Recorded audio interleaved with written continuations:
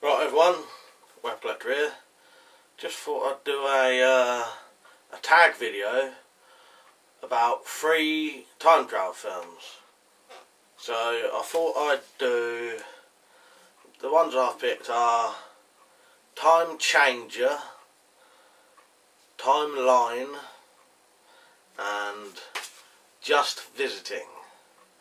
So I'm going to review these and then tag someone. What the fucking hell's that? Hang on a minute. Look at this.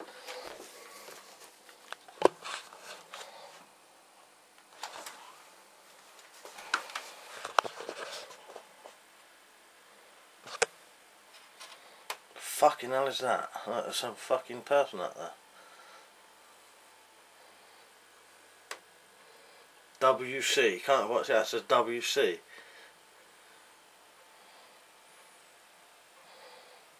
That's fucking weird, man. I'm going to go check this out.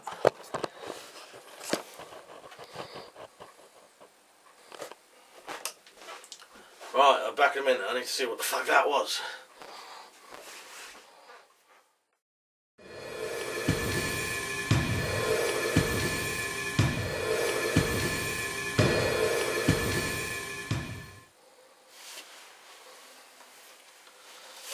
Right everyone, future WeaponCollector here. I thought I'd better come back and stop myself reviewing those 3 films, and thought I'd better come back and do 3 decent films. So the 3 films I'm going to review now are, right, number 1 is Triangle. I don't know if you've ever seen this. There it is there. It is from 2009, 95 minutes long, stars Melissa George, who is, in my opinion, starting to become quite a good horror film actress. You see her in quite a lot of horror films. She's becoming quite popular in them. Yeah, so, right, there's one problem with, not this film, but with time travel films. You can't really tell anyone much about them, because as soon as I start telling you what happens, it spoils the whole film. And I don't like spoiling films for people. I like recommending them for you, but I don't like to give too much away. So anyway, I'll read the synopsis, and then from that I'll work out what I can tell you. Anyway, right, let's see. When Jess, Melissa George, sets sail with a group of friends, she cannot shake the feeling that there is something wrong.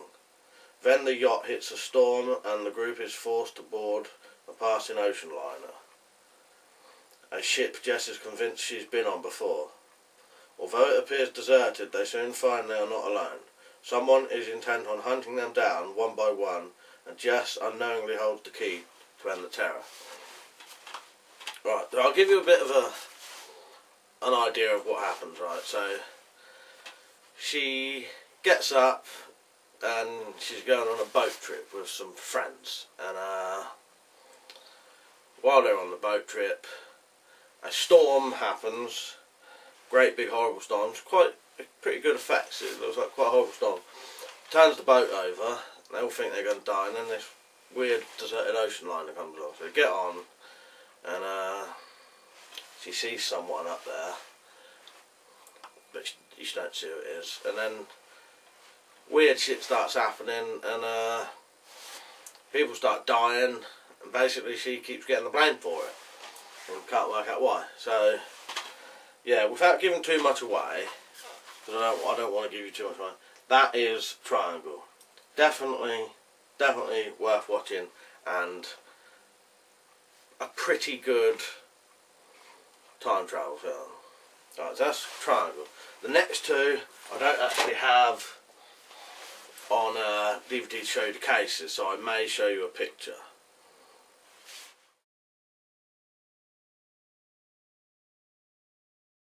Right, so the first one, or the next one is Primer.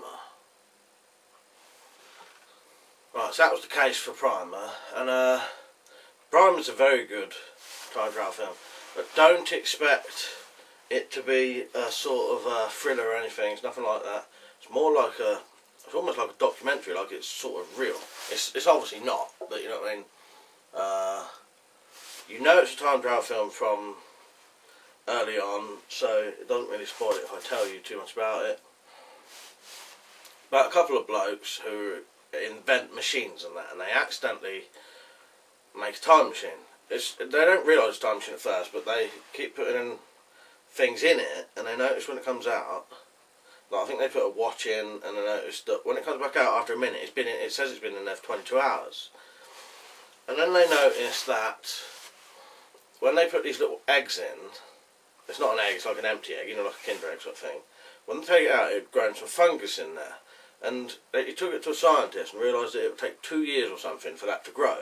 And it grew in there in like a week. So then they start thinking, well, this must be a time machine. So they start using it.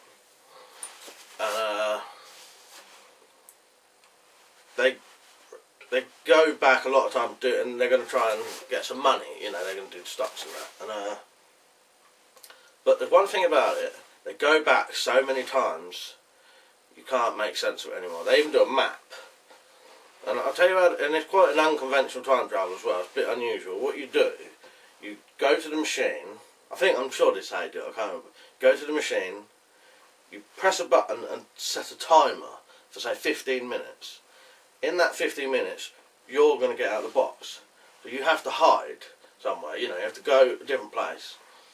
15 minutes later, you come out of that box. But your other self that's hid, you stay away for like 8 hours, and then you come along and get in the box and go to sleep for say 8 hours. And when you wake up, you've gone back in time to that time when you set the 15 minutes. So that's how they do it. You don't go back to time, you know, a lot of time.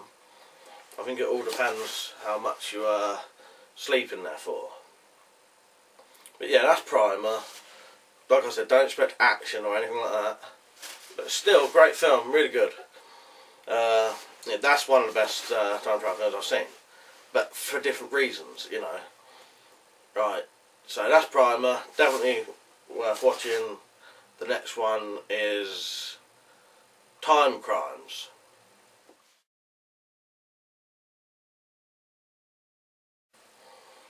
Right, that was the cover for Time Crimes. Time Crimes was made in 2007 and is 88 minutes long. It's a Spanish film. When you watch it, it will be subtitles, but don't worry about that because it's quite a, not actiony film, but there's a lot going on and not a lot of talking. So you don't have to read a lot.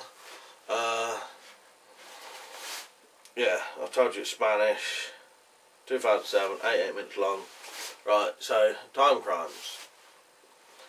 Basically, it's about a bloke who's moved. Oh, right, this one definitely going to tell you a lot about.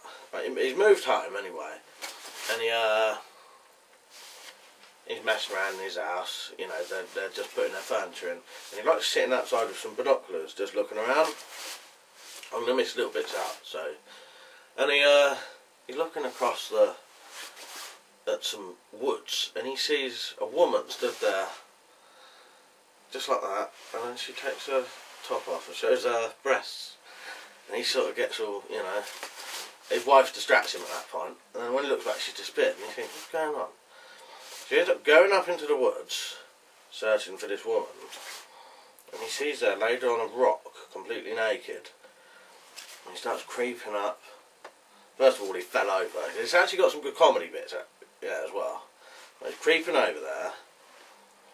He's chucking some sticks at her to see if she'll wake up or not. And then he gets stabbed in the arm. You don't see who did it.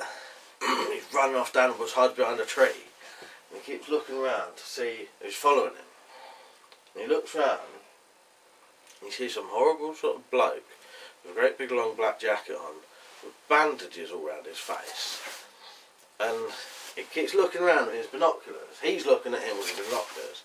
And when he looks the next time, he sees the bloke with bandages like this, who then does this. So he knows he's watching him. Runs off. He's being chased by the bloke in the bandages, runs off, and he finds this weird building, because obviously he doesn't live around here, so he doesn't know what this building is. He smashes a window to get in, and then he hears someone talking on a walkie-talkie. He says, oh, someone's trying to kill me, you need to help me. Matey says, alright, I can see where Matey is, and if you come up to the silo, I'll be able to help you. So he directs him up to the silo. When he gets there, Matey says, I'll hide you in this tank. Get in the tank and Matey won't be able to attack you anymore. And he says, yeah, but what about you? He says, no, don't worry about me, I'll get in when I shut the lid. So he starts shutting the lid, but Matey doesn't get in. And it's full of water. He starts drowning, but only for like a second. And when and it was night time before. He drowned for a second, and then the lid comes up, and it's daytime. And he gets out. He doesn't know what's going on.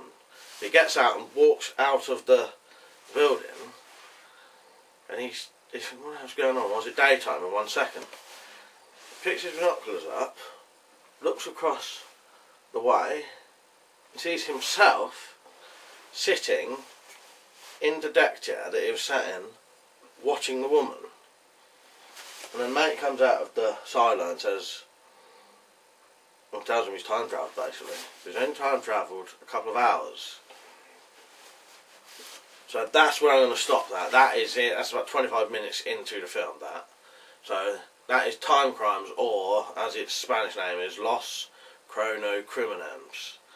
I think that's how you'd say it anyway. So yeah, that's the 3 proper reviews. I am now going to have to go back into the future and get on with my crossbar, I think. So see you later.